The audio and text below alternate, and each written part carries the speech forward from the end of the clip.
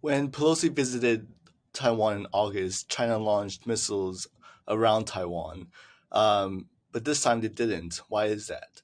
We knew Pelosi was going to visit Taiwan months in advance, so the PLA was able to craft their response portfolio in that time. The trip was delayed once, so they had even more time.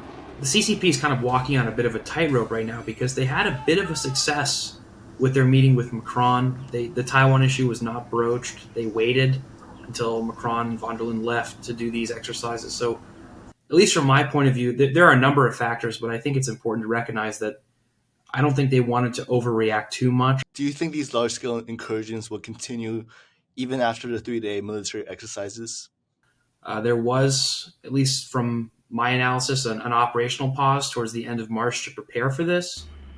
And so what we saw in August, even after the exercises ended, they kept a pretty high presence of aircraft inside the ADIZ. I don't know if it'll be, upwards of 40 or 50 like we saw today and yesterday, but the overall, I think most likely there'll be some pretty decent sized, but definitely above average numbers of planes in the ADIZ, probably for the next couple of days.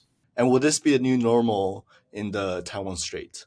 In August, there was, at least from my point of view, an ulterior motive to the exercises, which was they altered the status quo in the Taiwan Strait permanently by erasing the median line functionally.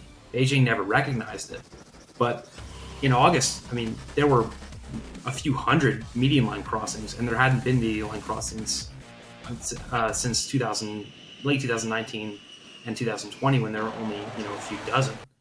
And since then, median line crossings have been as common as any other kind of activity the PLA has done.